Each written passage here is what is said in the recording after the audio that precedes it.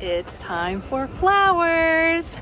And we're gonna be talking today and looking at flowers that we could be adding to our garden for the month of September. So if you're looking for some ideas and some inspiration of some flowers you could be adding to your garden, this is gonna be the video for you. And for those of you who've been following along as we add different flowers to my garden, one of my goals today is to not pick pink.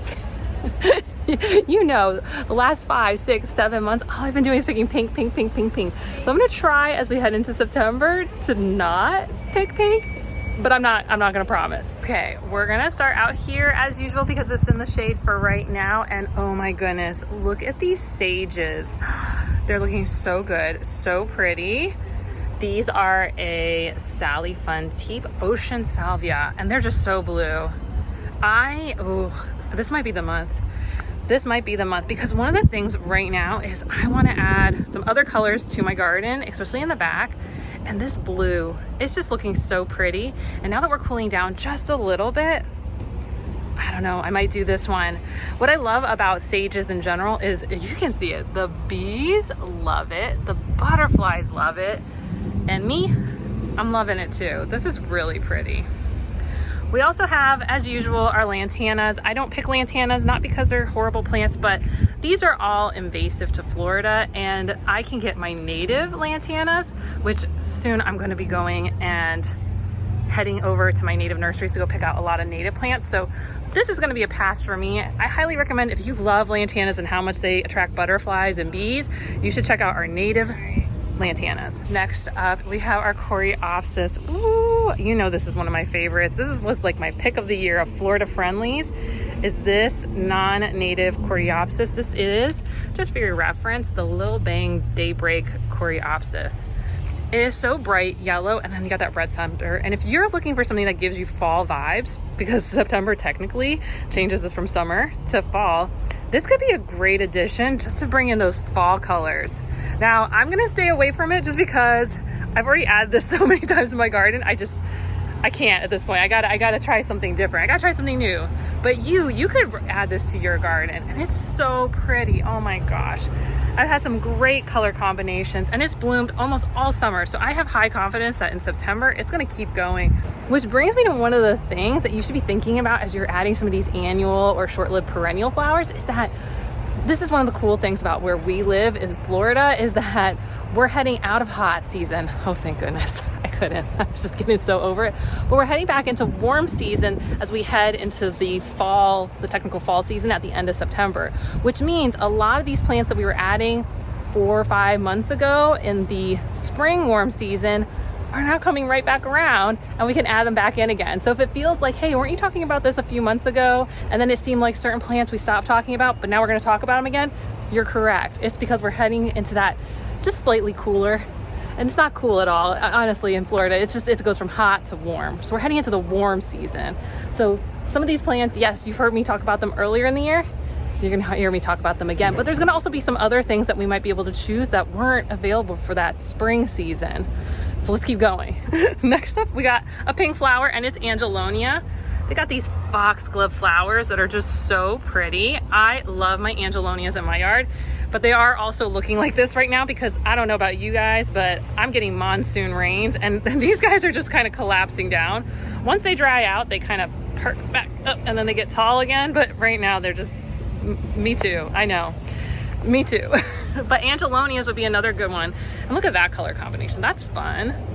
But this one's caught my eye as I walked up. I was like, is that some sort of aster? We love an aster. I love my native asters, like button bush aster or button aster. And then of course, later in the fall, towards the end of fall, we're gonna have things like climbing aster, which has like big pale flowers like this. But this is exciting. I've never seen this one before at the store.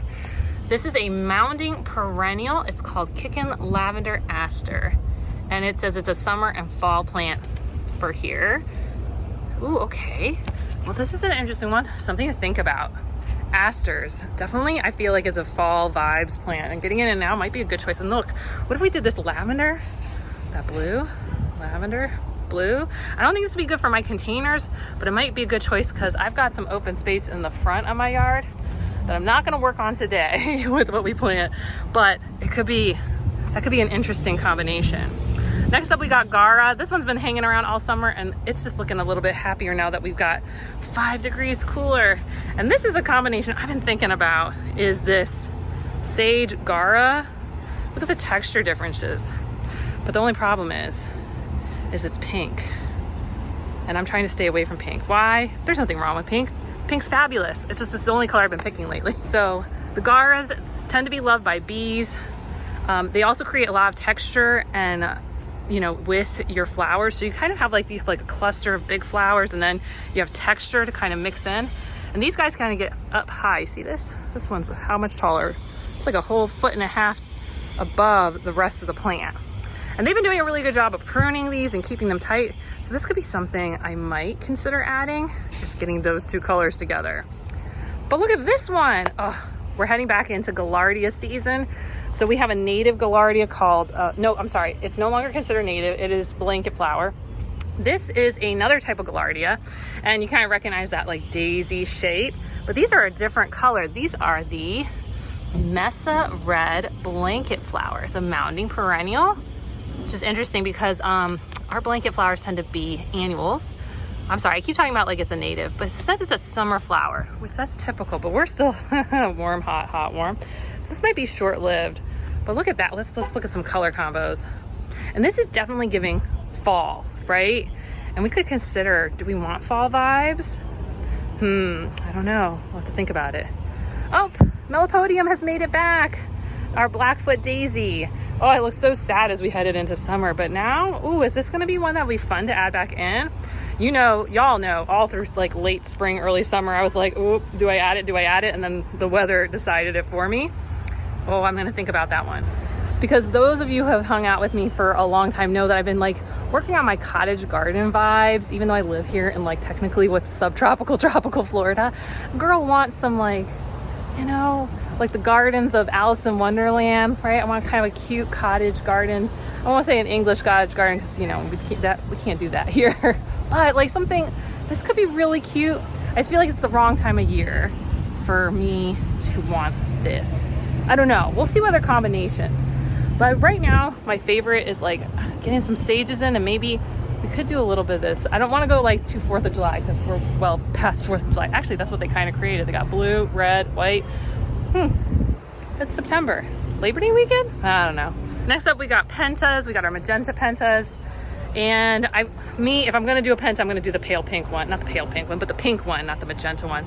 But pentas are great. I'm gonna tell you, the butterflies have been loving it. Even the pink one. I thought it was just the reds, but the pinks in the back, the monarch butterflies have been hanging out over there in the back garden as they keep everyone away from my vegetable garden. This is a great one. I did do some testing with this one in my front garden with pruning it, and it seemed to make it happier in the very, very hot sun. So I like that color, and I feel like, ooh, what about that color? Let's think for a moment. Look at that penta magenta with that Gaillardia red. Let's just take that for a second. Let's look at that combo together. Is that pretty? Ooh, that's pretty. I like that. That's got a pretty look to it. Would you do that combination? Magenta pentas and reddish Gaillardias? Ooh, that could be really pretty. All right, let's keep going. A lot of stuff that way I'm not gonna go to. That's gonna be all like perennial shrubbery. We've talked about these a lot last month. So if you wanna know more about these perennial shrubs, check out last month's video because it's gonna be a lot of the same stuff. I mean, yeah, I'm gonna stay away from the perennials because I really wanna focus in on like annuals and shorter lived perennials because we're gonna be, in my garden, putting these into the big whiskey barrels or big terracotta pots. So that's where my focus is. Though I'll touch on some plants that I probably wouldn't put in them because I am still looking for ideas. Oh, if you've been watching like my community post, you'll have seen we did kind of a big reset on our front garden, and I've got a lot of open flower space that I want to put Florida friendlies mixed with Florida natives in. I haven't designed it yet. So I'm not against some of the bigger annuals and perennials. It's just, I'm just gonna keep it like, you know, here. But right behind you is some really pretty flowers. Look, it's pink, I know. Okay, so this is a shrub that's usually shaped like a tree, and this is a crepe myrtle. So we are not gonna be putting this in a pot. They get huge. They get so big. I actually just had some put in on the side of my house to help create shade in a really narrow space. That's one of the tricky things, is sometimes your houses are too close together, but you want some sort of plant life that can get kind of tall and compact. Crepe myrtles are really good for that. And bees love it, birds love it. It's a really great one, and it does flower a lot of the year in Florida, but not going in a pot. In front of it, a plant that gets actually pretty big also this is butterfly bush. Okay, we don't see any butterflies, but we see a lot of bees. This is so pretty. This is so pretty. I saw some really large plantings at Disney over the summer. They get huge. These are also like small trees, not as big as a crepe myrtle will get. Crepe myrtles can get 20, 25 feet tall, but these guys, they get probably about 5 to 6 feet, but they do give English cottage garden. Ugh, my bigger planting space, maybe I would consider doing this, but this is not gonna work in a pot. I actually did this one in March in a pot. I don't know what I was thinking. I know what I was thinking. I didn't know enough and I just thought it looked pretty. But butterfly bush, it's really, really pretty. All perennials over here. Let's come back over here. Lantanas, that's perennials, but over here we got celosia. I just added some pink. I know, this is why I'm talking about celosias, but they could come in other colors like reds and oranges and yellows. I'm having a cute little deal here for 2 for $10 for a decent sized spot. This is one I feel like if you want to give kind of a whimsical look, some different texture for your flowers, this is one to consider. And we're heading into the season where they're coming back in. They were for spring, summer was kind of, they were out, and now that we're heading into fall, this could be a really good one. And again, look at these fall colors we could be adding in. And this could be a great one if you want to take it, like look at the texture and add it. Look at this, let's go on a little trip. Look at this with like your coreopsis, so you can kind of get some different textures. Or look at this with, look at that with those pentas. Just creating some fall color and texture. I don't know about that. Gaillardia and celosia, maybe not. We might have to take a little break because it is still summer monsoon season, which means it's drizzling on me right now. But if we hear any rumbles or thunders, we're gonna have to head into the building and take a pause. So if all of a sudden, you see a drastic light change or I look a little different, that's just what's gonna happen. It's that time of year. We're getting 5 inches of rain in a day, or 3, or we got 8 inches last week and 8 inches the week before, and who knows how many inches we're gonna get this week. Yay. Okay, next up we have another great 2 for $10 deal, and then we're gonna head into our marigolds. Again, they're really sticking with these oranges and reds and oranges throughout. So this is another one. It's like a happy little flower. I know it's grown on me. I don't know that I want to do anything too fall in the back garden yet, but this is cute. This is cute. We have more of the shrimp plant. What do they call this plant? Chrysandra. I keep calling it shrimp plant. You can see a little shrimp tail. This one I've heard people say hummingbirds. I know it's a recommended hummingbird plant. We do have hummingbirds in my area. I just don't get them very often because of where I live in Florida, because I'm on a peninsula and I'm in the city and so on and so forth. But we still got oranges going. Skipping this is invasive. Let's see what else. Lots of perennials back there. Lots of perennials. Oh, look at that. My mini vincas, the purples. They're trying to combine that. The mandevilla, but that's cute. That might be a next summer one. I don't know. We'll have to think about it. More perennials, more perennials. So when we talked about last month, our tropical milkweed, scarlet milkweed. This is now listed as invasive. But milkweed, if you're in like North Florida or you're in the South, or Texas, the monarchs are starting to migrate through. So having native milkweed would be very beneficial, not our tropical milkweed. More Chrysandra. Oh, it's getting dark out. Oh no. Oh, here we go. Scaevola. I know, I say it so weird. I don't even know. Scaevola. You guys told me a little bit about this last month. Native to Australia. I added this into a pot. It looks okay. I think it might be getting too much sun. We'll have to see if it bounces back because it's been like this for 2 weeks straight and lots of rain. I know a bunch of you guys say hanging baskets and you hadn't seen it in the ground before as a ground cover. So I'll be interested to see kind of how this one progresses in my garden. Very cute. Definitely there's been some bees on this one. Ooh, some patients are coming back around. That's one of the flowers I'm probably going to be taking out of a pot to make space, is the sun patients that I planted like 4, 5, 6 months ago. So we're kind of heading back around into the season where they might be happy. Let's see, got some roses heading back in. So rose plants and chrysanthemums, of course, because it's fall, chrysanthemums. And I mean, if you want to talk about fall color, that's some fall color.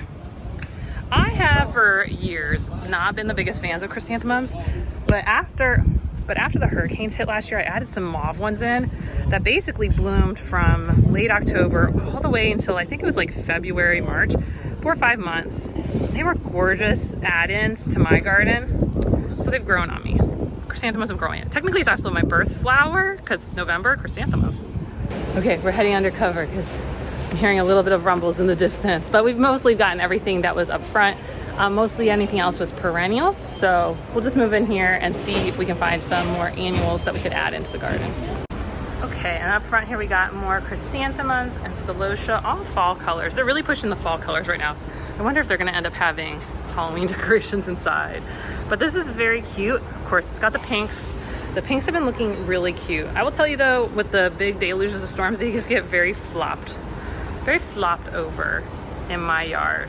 But they're still really pretty. They add a lot of texture. And once the rains let them dry out, they perk right back up.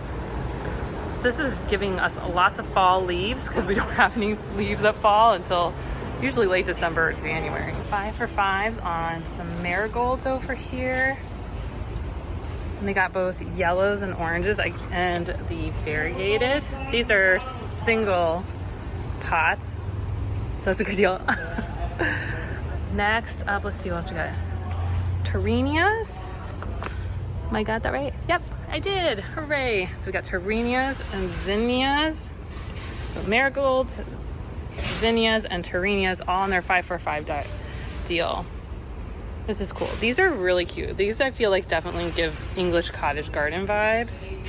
It gives me Alice in Wonderland. Basically that is my benchmark for many English gardens is, hey, you remember Disney's Alice in Wonderland? What were the flowers in the garden that talked? All right, then we have coleuses. This is a way to add color back in to your garden. I don't know about coleuses at this time of year. These also look kind of stressed out, and I don't know if that's heat stress or wrong time of year stress. Over here, invasive lantana. And then we got our sun patience again, getting ready to go and bloom. And this is like a nice size. What are these? The 6-cell trays they've got. So if you want to do a bigger planting. And then we've got our vincas. I've been a big fan of the mini vincas through the summer, but these are the larger vincas. You got some pinks, and we're staying away from pink. I'm gonna really try to stay away from pink, and they're making it easy because so much of this is like orange, yellow, red, orange, yellow, red. They really want to nail the like it's fall part of September, which technically September, it's like what, September 20th, 21st, 22nd when the fall equinox is, and then we're technically in fall, but they definitely want to like put the flowers in that say it's fall now, I guess, because there's a lot of just fall colors. I'm not mad at it. In the back garden though, I don't know if I really want fall colors. In the front where I'm gonna do some plantings, that's fine. But I don't know, we'll have to think. What about you guys? Do you feel like September's here and now we need to do fall colors? Do we need to be in that season, or should we just keep adding color? Okay, we have even more marigolds, yellows, and then more pink vincas, part of that 5 for 5 deal. Oh, here we've got some white vincas with the little red center.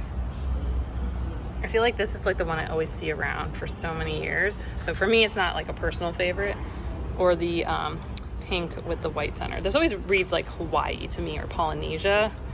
I don't know why, just in my head, it feels that way. That's what it's supposed to be. And then more pink, just more. Vinca, vinca, vinca, vinca. Celosias. Okay, so we have some other colors. We have the pinks that I added last month. And then we have some reds. And then these are yellow. You can see where it's added a little bit more of its yellow, but it's reading more kind of a pale yellow right now. I don't know if that's like a stress issue or because they've aged, but that's probably what it's gonna end up being whenever it's happy. And these are a lot bigger, but all in the 5 for 5 deal. So that's nice. Ooh, 2 for 8. We've got chrysanthemums, chrysanthemums, chrysanthemums. Now, I thought these were kind of one and done bloomers. That was my learning this last year, but they can bloom more and more. And I actually pruned mine a little bit and then they bloom some more. But if I was gonna get them for like a big flush, you wanna kind of get them before they budded. Oh, this is the color I think I got last year, that mauvish color. They ended up becoming a lot richer pink once I put them in ground. I have really rich soil that I've built through the years. So these became very, very happy. These are the, it just says pink mauve. So they looked mauve in the store, and then on the end of it, they were like pink. Then we also got some white cream looking ones, then yellow. This reads like fall all day for me. And then we have magenta ones down here. I don't think these are part of the 2 for $8 deal. These are, oh, maybe they are part of the 2 for $8s. I think these ones are for that deal, and this must be not for this deal. Well, maybe they are, I don't know. Select 3 quarts. I mean, oh wow, they're doing 2 of those for $8. Maybe it's because they're kind of end, versus those ones are $5 each down there. They're a lot smaller. Interesting. And then we have more of this more magenta. So just fall. That's what I got right there. I do wonder though if it's a little too sunny still for our mums, because we are still, I'm at late August, early September at the time of this filming. So the spaces where I'm gonna be putting stuff in, it's like full sun. I mean, it doesn't feel like it the last 2 weeks because it's just been like overcast, which is great, which has allowed it to cool down. Because I remember when I came here last month, I wasn't dying, but it was hot. And it was just like, ugh. And now it's like 5 degrees cooler and I'm like, oh, wow. I mean, I'm sweating. It's humid, but it's a lot better. Okay, this row, we just have way more chrysanthemums, just chrysanthemums, more. All right, let's see what else we have. Oh, looks like we're coming back around to hydrangeas. I still feel like it's a little too intense for these guys. This area, it's just like my quick trick is like, is it undercover? Then it's definitely not a full sun plant at this point. If it's out in the full sun, then it should be a full sun plant. I mean, it could end up not being, but that's been my usual trick. But this is all perennial stuff like over here. So many tropical perennials. Okay, over here we have our blue days, celosia again, vincas, lantanas, vincas, gaura, melipodium, and dianthus. Okay. This is all pink. How am I supposed to pick not pink if all they're giving me is pink? Also, look at those vincas. Ooh. Is it pink? Is it red? Is it what? And look at that center. That's pretty. Oh, wow. I haven't typically liked the big vincas, but this one's got me second guessing. That's a really pretty tropical looking vinca. Wow. Speaking of pretty vincas, if you are growing a pretty vinca, what color is your favorite? Like, what's your go-to vinca? Oh, more vincas. Pink with pink vincas. Ooh, take that pink with that one. That could be a pretty combo. All right, we're coming around. More Cassandra. What is that? I don't even know what that is. A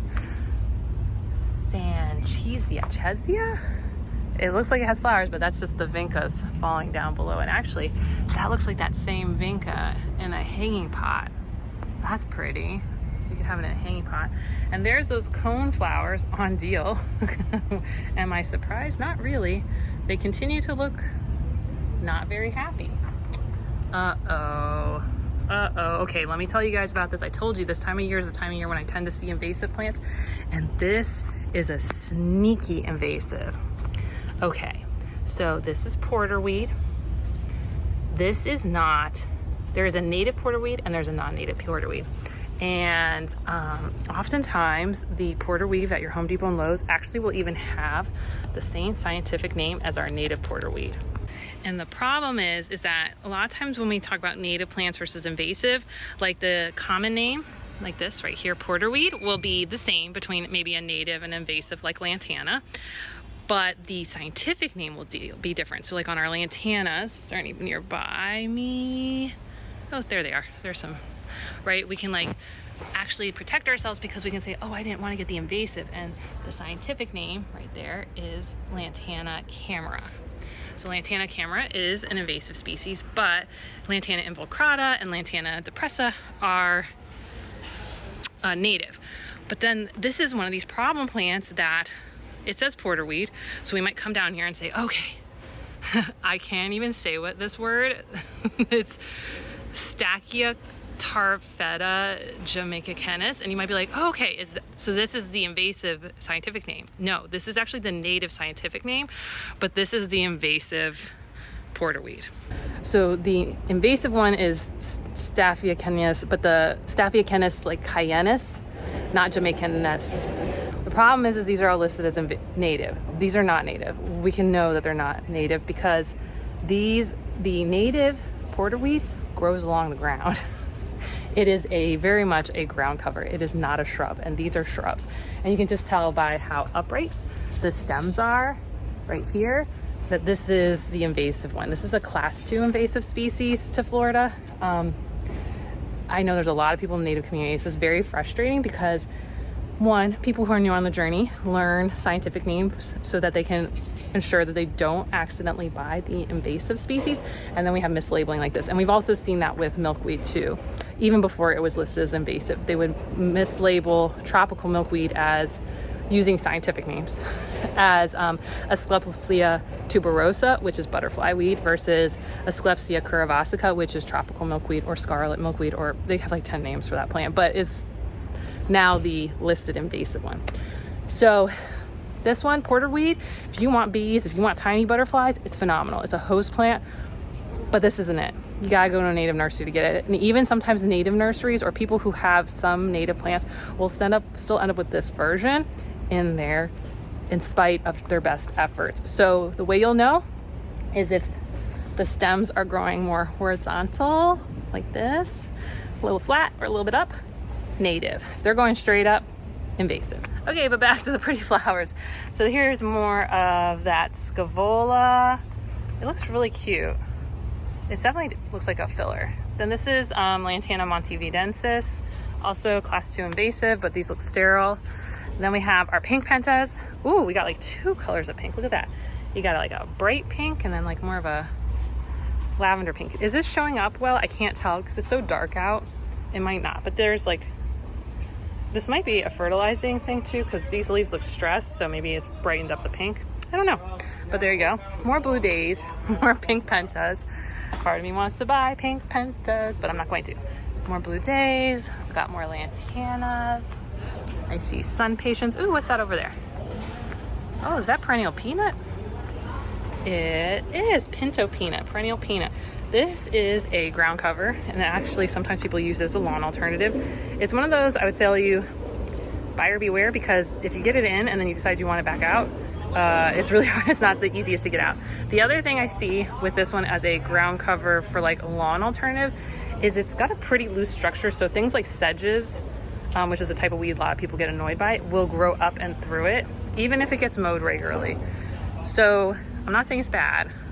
A lot of places like on the highways they use it, but just know that it's not going to create as dense of a structure as you might want, but you might want to use it as a ground cover somewhere else, but you may end up having weeds. Just a fun fact. So just know that it's not, I feel like I'm giving a lot of negativity towards this plant. It's not that. I just think sometimes people oversell like how dense this ground cover can be and like how it can just be like this perfect plant, and it's not. No plant's perfect, let's be real. Native, Florida friendly, or otherwise. But if you are trying to move away from a lawn and you're willing to keep mowing, it can become pretty dense and it can hold out a lot of seeds. And if in the summertime, it's a little surprising they're putting this out now, because perennial peanut as a ground cover, like you would have seen the blooms, I think it's like late June, early July in my area. Like you just see in like medians and along highways, just like yellow orange, just like a blanket of it. That's perennial peanut. It's a pretty cool plant. So check out the Florida friendly one. Sometimes I feel like it's a little overhyped. I feel like it deserves hype, but I feel like sometimes people act like it's the catch-all, save-all. There's no problems with it, and I know then people get frustrated later when they find that it's a little bit aggressive and it can jump into like flower beds that they might not want it in, or they still get weeds in it, especially during the high bloom period when you're trying not to mow it because you want all the flowers, but then you got like other stuff coming up and through. So, but like I said, there's no perfect plant. there's better plants, but there's no perfect plant. And it is a good alternative, especially if you have spaces that don't get irrigation. That's why they use them in like medians and highways, because it's just gonna work off of, you know, what comes down from the sky. It looks like we still have that balloon plant, which seems to be coming to the tail end of its life, because now instead of seeing lots of blooms, I'm seeing it's potentially fruits for seeding. Interesting.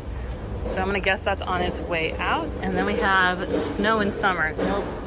Lantanas, pentas, anything else good? I'm getting drizzled on. More chrysanthemums. And this, oh, these are these ready refills. So that means there's like 10 plants put in there and they'll die quickly.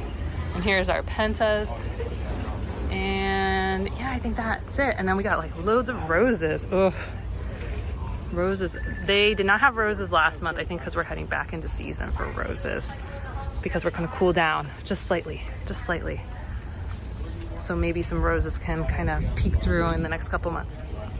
Here's the area you're going to see lots of color. This is all perennials, ixoras, hibiscuses, more hibiscuses, more hibiscuses, more hibiscuses, more ixoras. Lots of, I mean, these are your summer bloomers here.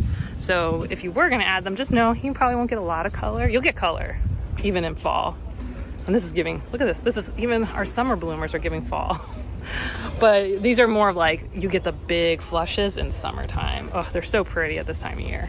Not as much variety. I feel like we had a lot of chrysanthemums. We had a lot of vincas, a lot of marigolds. Not a lot of other variety, but that's kind of the time of year when it comes to annuals. So I think I'm gonna have a think about what I could put in my pot. There's a couple pots, if you guys have been hanging with me throughout the months, that I'm thinking of replacing. One is the sun patience. The sun patience just look long and leggy, and I think they're just kind of done at this point.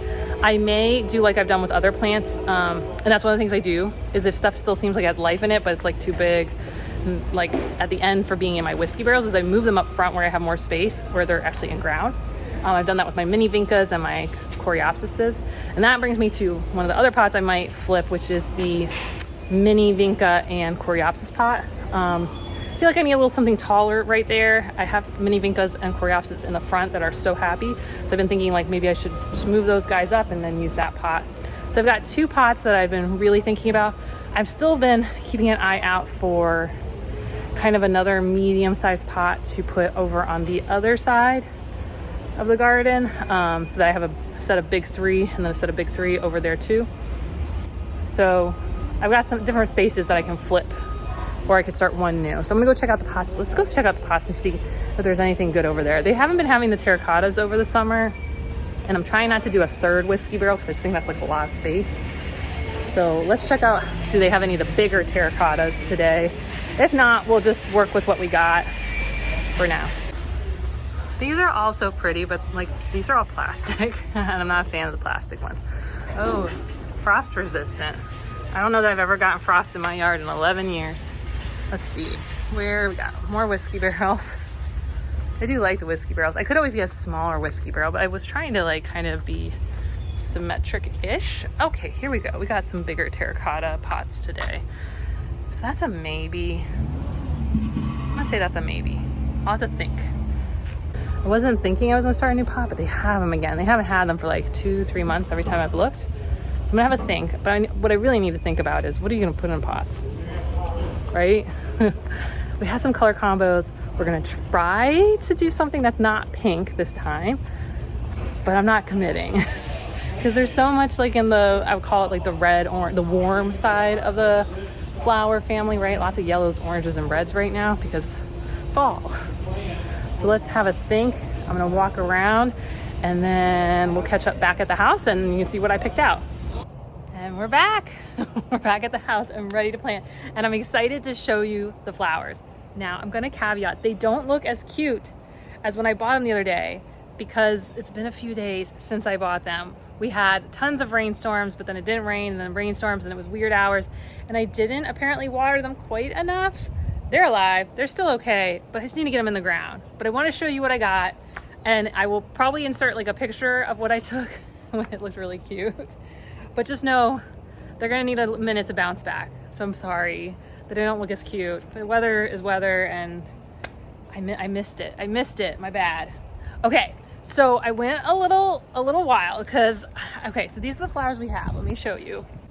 So essentially we're gonna replant 1, 2, 3 pots.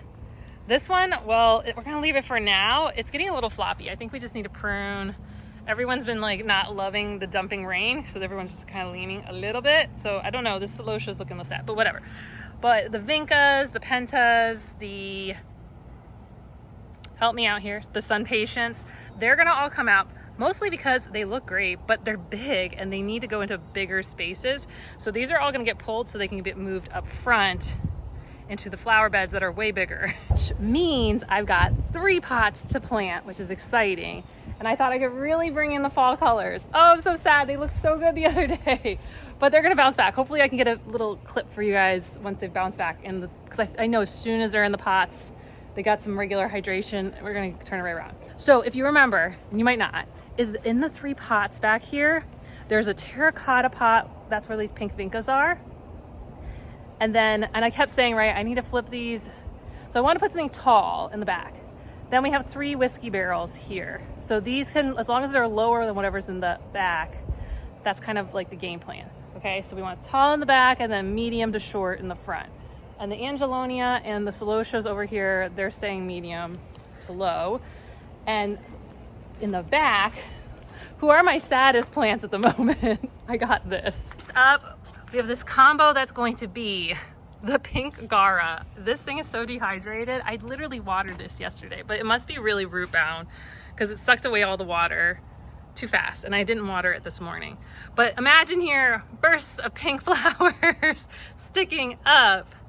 Below it are blue stages below. And so we will have blue and pink coming up, which may not feel very fall, but this is gonna create, I think the pink can add to the fall based on the other colors, but this blue, it's gonna add a little bit of coolness. 1, fall, and lots of parts of the country have a little bit of coolness, but 2, it's just gonna add a little bit, I think a little bit of a relief to some of these other colors, which let's get into what those are. And those are gonna be these ones. Are you feeling the fall vibes? Are you seeing it? We have our pentas, and in this darker pink color, right? It's a little bit more magenta-ish, combined with our reddish gaillardias. So we're getting very warm, very fall kind of combinations going here. So the second pot's gonna be a penta with gaillardias around it. And then the third pot, I mean, I know, you know I was gonna do it again, right? I got more Coreopsis, and we're gonna go with this pink Angelonia. Now this pink Angelonia, when I picked it out, I did not realize how leggy it was until I was moving it around. It definitely needs a really good trim. So we will do that, but like now you can see it. Do you see it a little bit better? We got the yellows, we got the pinks, we got the reds, we got the lighter pinks, and then we'll eventually have some bright pink and blue for some relief. And that combination, I think is gonna give us just like fall. So combining that, I think with the rich purples of the purple Angelonias that are going still from last month. The Celosias, I'm on the fence on. They're kind like, they're looking less Dr. Seuss and more, I don't know, a little crazy looking, but they keep blooming. So we got a little bit of like this going on and this going on. I don't know if you just prune them to shape them. If you've done Celosias before, please tell me. But that, and then this Angelonia is just leaning like crazy and we just need to get it. I don't know if I should stake it or if I should just let it lean. It was sitting right, and then we had some of these 2 to 5 inches storms and it just flopped over. So it looks cute though, right? Look at the colors. That's really pretty. I feel like it needs to be amidst more supportive plants like the Coreopsis. So first up, we're gonna take these out and I'll just put them in pots and set them aside. And then we're gonna get going on putting in our new plants.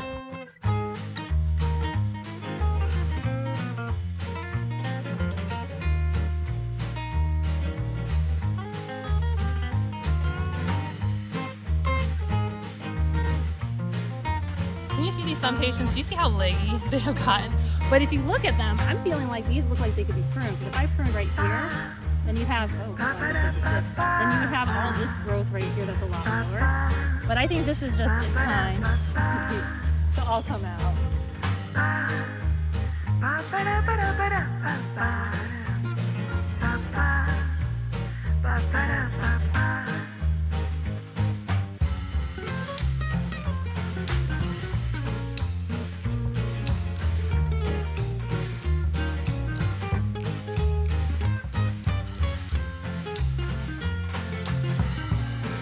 The fertilizer I'm gonna add is just a generalized shake and feed.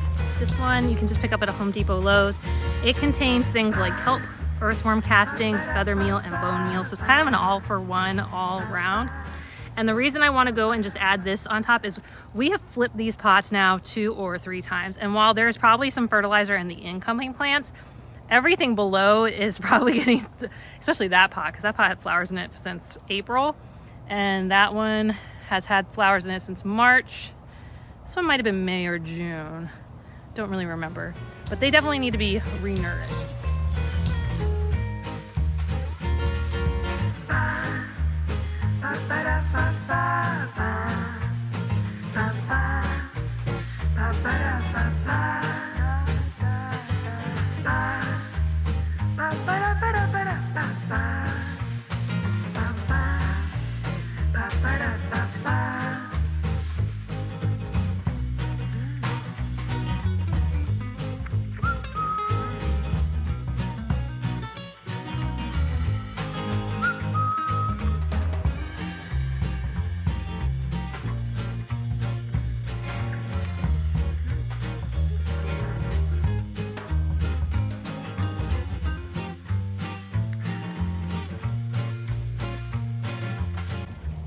Here we go. Here's where we're gonna leave it for right now.